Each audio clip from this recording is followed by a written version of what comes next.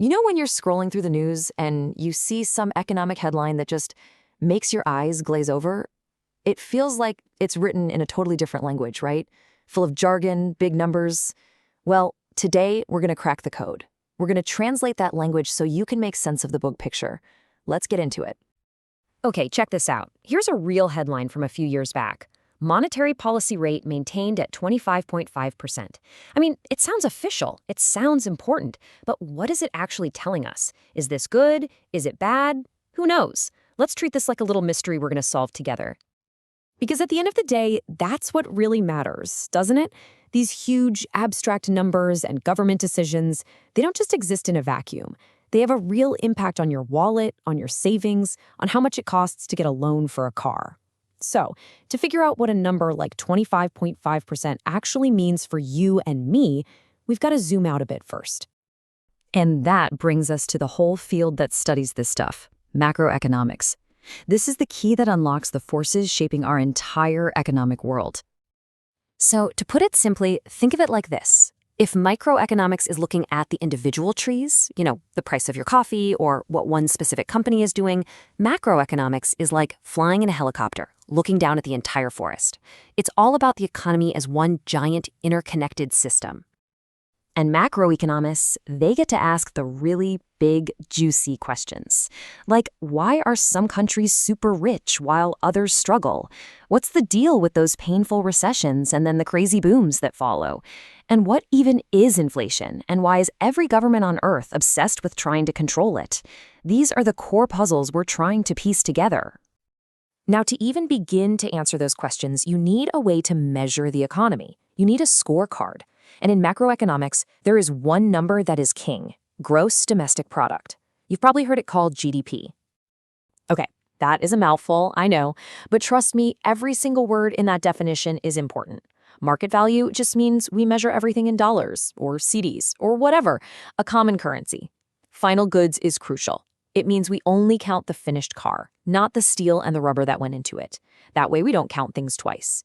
And within a country's borders means it doesn't matter who made it, just that it was made here.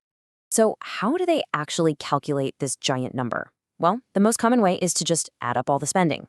C is for consumption. That's you and me, buying coffee, paying rent, all that stuff.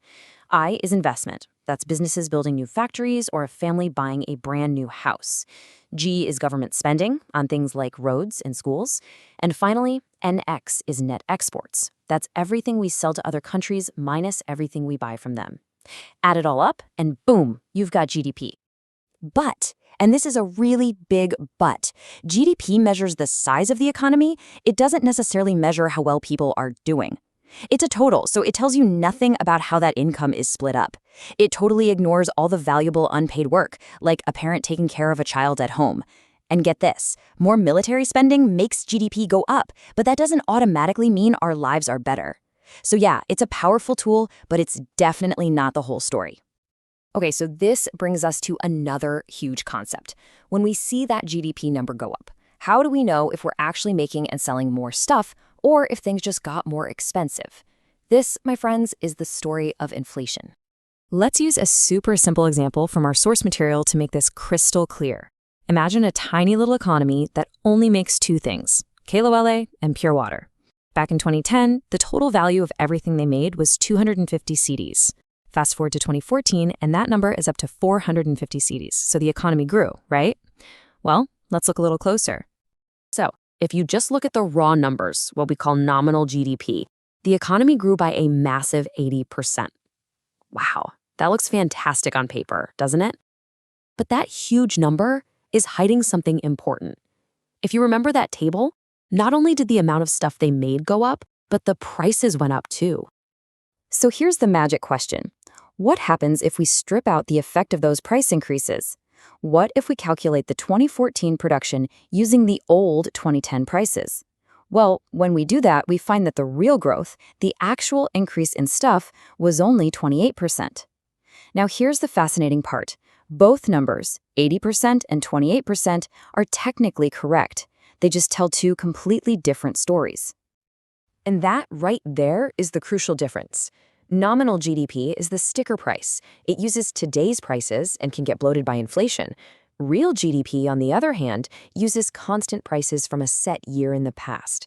It gives us a much truer picture of whether we're actually producing more. So, next time you hear about economic growth, the first question you should ask is, are we talking nominal or are we talking real?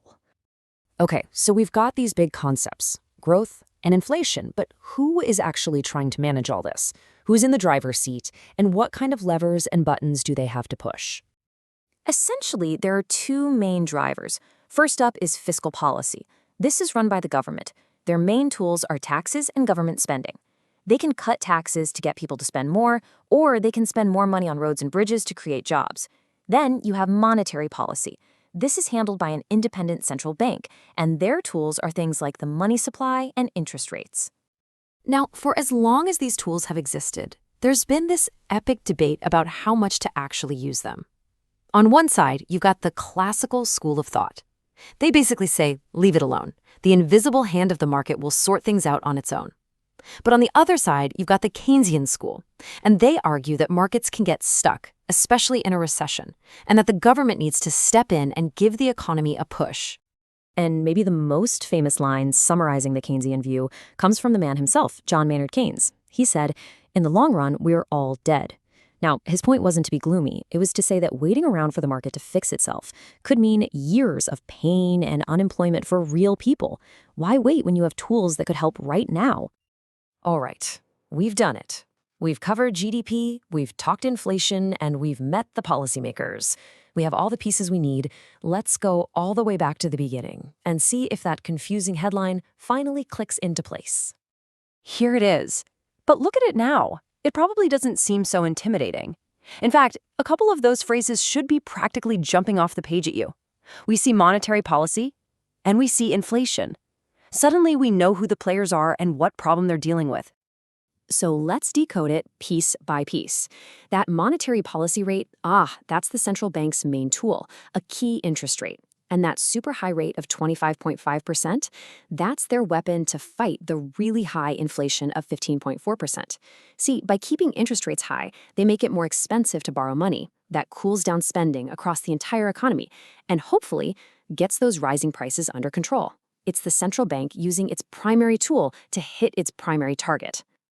And just like that, we've gone from a bunch of confusing jargon to a clear story of action and reaction. We can see the players, we understand their tools, and we know their goals. The language of macroeconomics isn't so foreign anymore, is it? So the next time a headline like this pops up on your screen, you'll have the framework to decode it. The only question is,